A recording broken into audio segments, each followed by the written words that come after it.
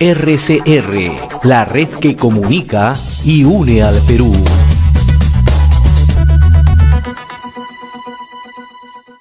A esta hora saludamos al señor Edgardo Palomino. Él es representante de la Asociación de Colegios Privados de Lima, ACOPRIL. Le agradecemos la gentileza que tiene con RCR, Red de Comunicación Regional. Señor Palomino, tenga usted buenos días, muy amable por atender esta comunicación. Buenos días, José. Gracias, igual, gracias por la oportunidad. Bueno, recientemente el Ministerio de Educación ha publicado el nuevo reglamento de la ley 26459, ¿no? Que no es otra cosa la regulación a las instituciones educativas básicas privadas, ¿no? En la norma se introducen una serie de condiciones mínimas con las que deben cumplir los colegios privados para poder operar, ¿no? Las cuales recaen sobre aspectos financieros, educativos y de infraestructura, ¿no? Ustedes han indicado que estas normas en el momento pueden resultar inoportunas o desfasadas, que incluso podrían llevar al cierre de miles de centros educativos privados. Nos gustaría conocer su punto de vista, por favor, señor Palomino. Claro, principalmente es desfasado porque la ley que está siendo reglamentada una vez más es una ley que data del año 1995, es la 26549, como usted muy bien lo ha dicho. Es una ley más antigua que la Ley General de Educación, no soluciona los problemas actuales de la educación y tampoco se han considerado las múltiples observaciones que nosotros, las asociaciones de colegios privados, hemos dado cuando hemos tenido reunión con el Ministerio de Educación. Inoportuna por el momento en que se da, en la que hay otras emergencias que atender. Ahora, les están planteando además, y la norma dice que es necesario cumplir, ¿no?, con infraestructuras en los colegios privados que se adecúen a los parámetros de seguridad y funcionabilidad, habitabilidad y accesibilidad, ¿no? ¿Están en estos momentos ustedes en condiciones de cumplir con esta normatividad?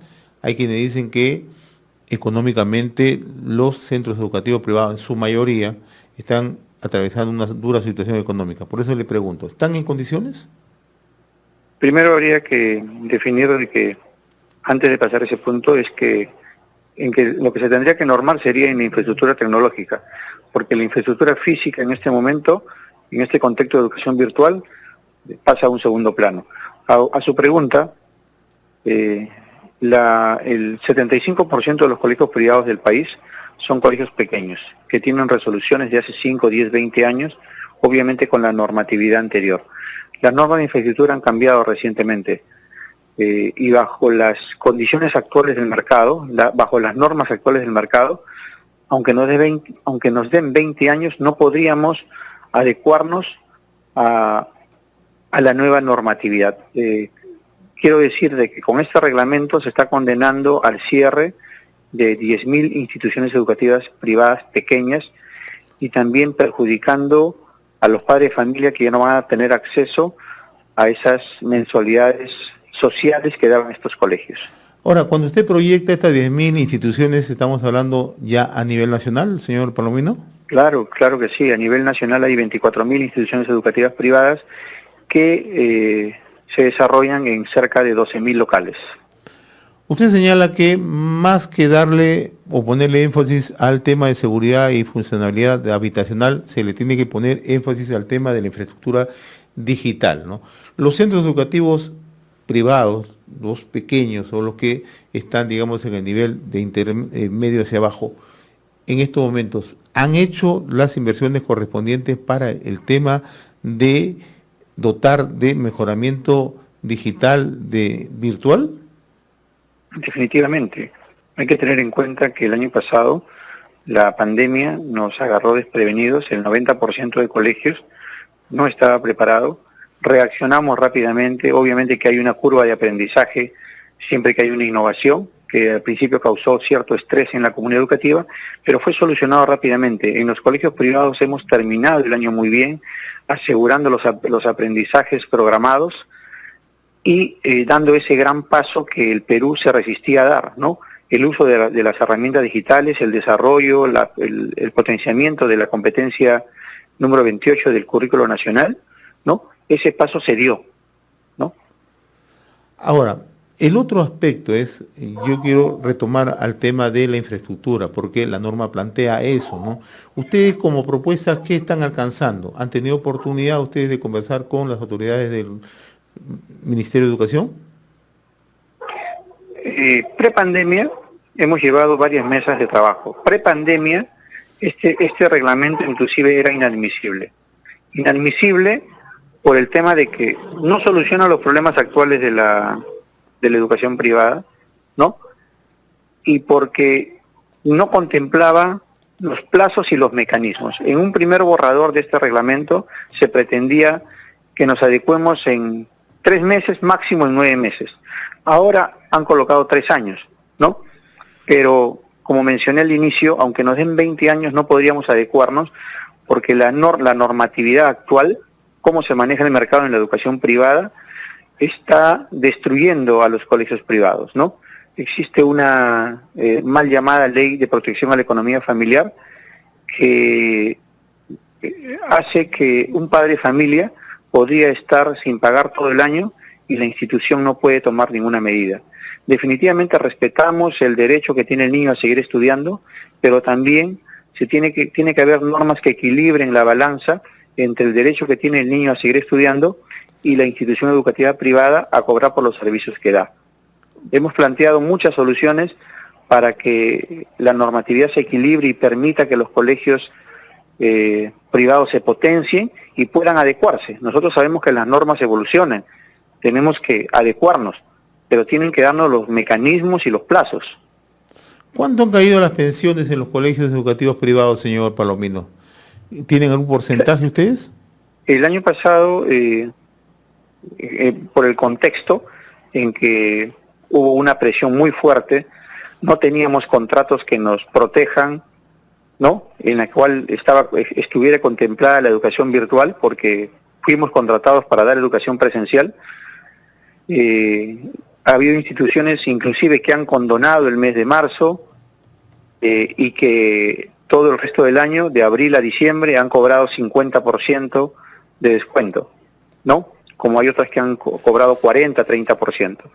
Este año lo que estamos haciendo es sincerando los costos de la educación virtual y hemos rebajado los descuentos. Pero en ningún caso, por lo menos en el 99% de los colegios pequeños, ¿no? Se está cobrando más que el año 2020 con la mensualidad presencial. En ningún caso. Ahora, en cuanto a el número de estudiantes, ¿cuánto ha disminuido? ¿Cuántos han migrado a escuela pública? ¿Tiene usted también esa cifra? El proceso de matrícula en los colegios privados todavía no acaba este año 2021, por lo menos en los colegios pequeños. Sin embargo, sí podemos dar una proyección, porque a estas alturas del año, que estamos a puertas ya y en algunos casos ya hemos iniciado en algunos colegios el día lunes, este año proyectamos que haya un 20% menos de alumnado en general en los colegios privados. 20% más a nivel nacional en los centros. Menos. Ya. Ahora, ayer ha declarado también, ha declarado Rosa Zapata, que es la directora general de la Dirección General de Calidad de Gestión Escolar del Ministerio de Educación, y ha dicho que los colegios privados que incumplan con estándares podrían recibir un conjunto de sanciones, ¿no? ¿Y cómo reciben ustedes esta primera alerta de parte del Ministerio de Educación? Es que, por ejemplo, eso fue una de las observaciones que nosotros hemos dado al reglamento, ¿no? Al ser altamente punitivo, ¿no? Y tener un solo objetivo que es el cierre de colegios, porque esto en sí tiene un objetivo. Acá no se trata de querer mejorar la calidad de la educación. Pero voy a su pregunta, para luego hacer mi comentario.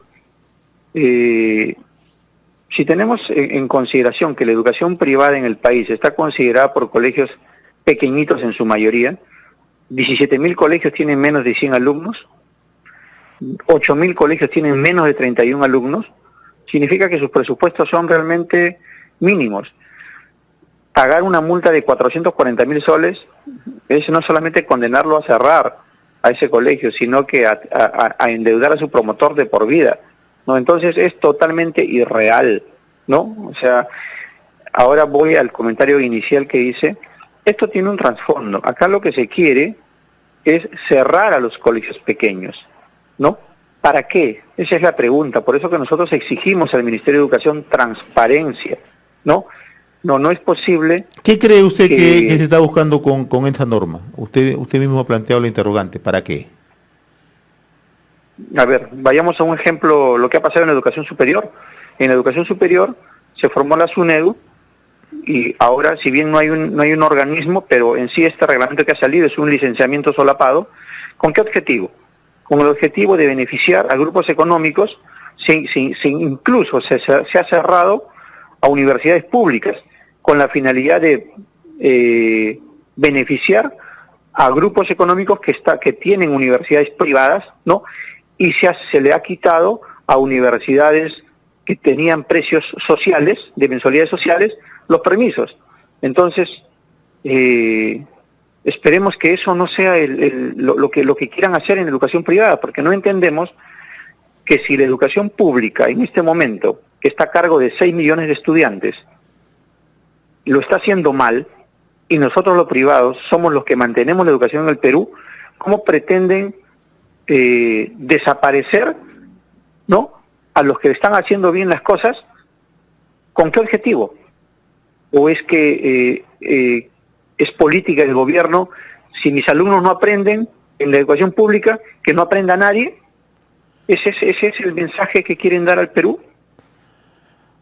Ahora, ¿cuál es el impacto que tiene también toda esta situación en plena pandemia frente a los profesores? ¿Cuánto ha impactado en el número de profesores? ¿También ha tenido que desistir muchos centros educativos de docentes?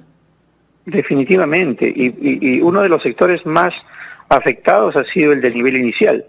En el nivel inicial, del año 2019 al año 2020, han migrado de la educación privada a la pública 100.000 estudiantes en educación inicial. 100.000 estudiantes.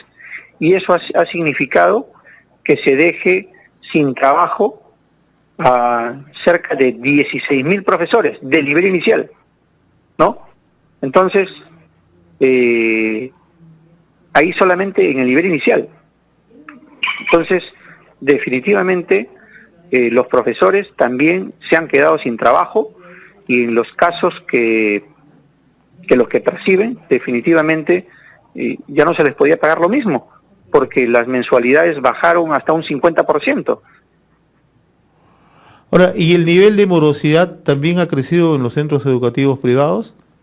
Definitivamente, la morosidad es un problema que tenemos pre-pandemia, producto de esa mala ley llamada Ley de Protección de la Economía Familiar, y producto de la crisis, obviamente, que se ha disparado, ¿no? Hemos terminado el año pasado con un 20% anual, pero mensualmente teníamos un 50-60% de morosidad.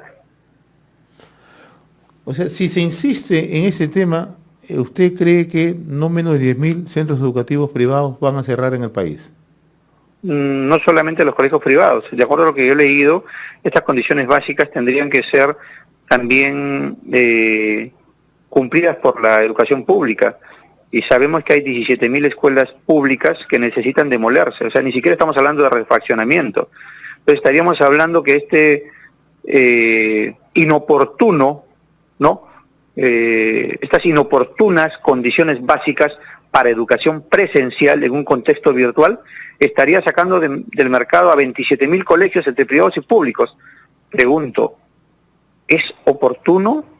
¿Es responsable hacer esto? Si deberíamos estar preocupándonos en este momento de consolidar la educación virtual, ¿no? Construyendo un sistema, un plan de contingencia para que no nos vuelva a pasar lo mismo, ¿no?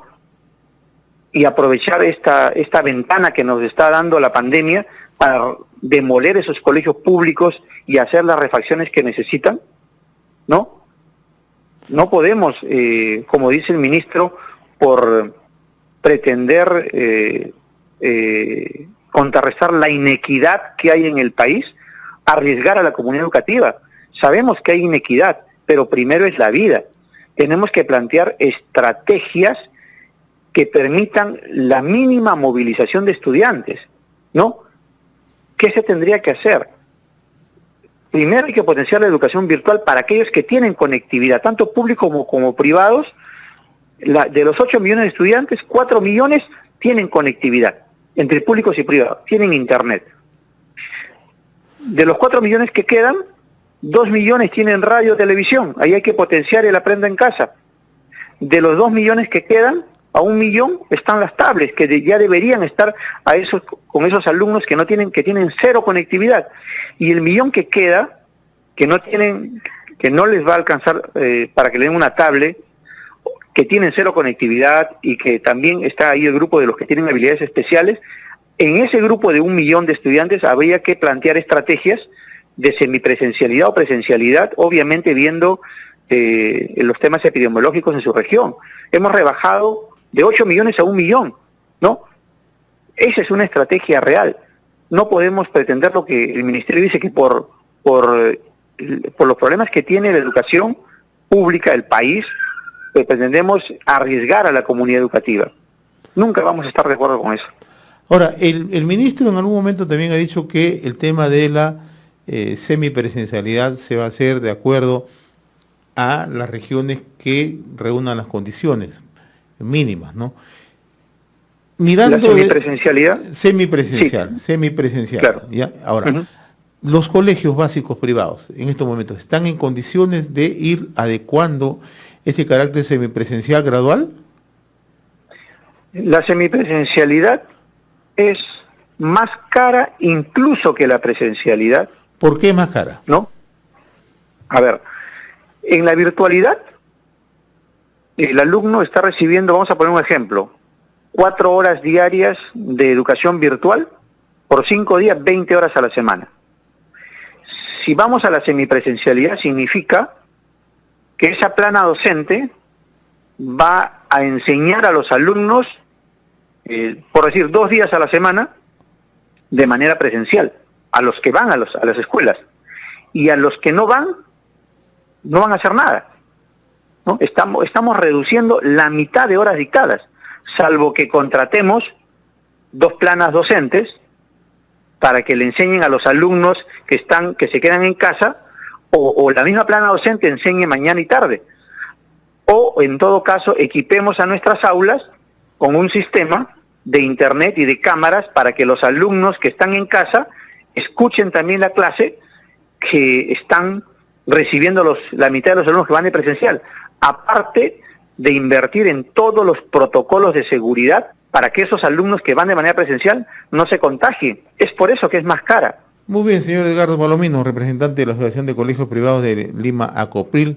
Yo le agradezco la amabilidad de haber compartido esta comunicación con RCR, Red de Comunicación Regional. Ha sido un gusto conversar con usted, señor. Muy amable. Gracias. RCR, la red que comunica y une al Perú.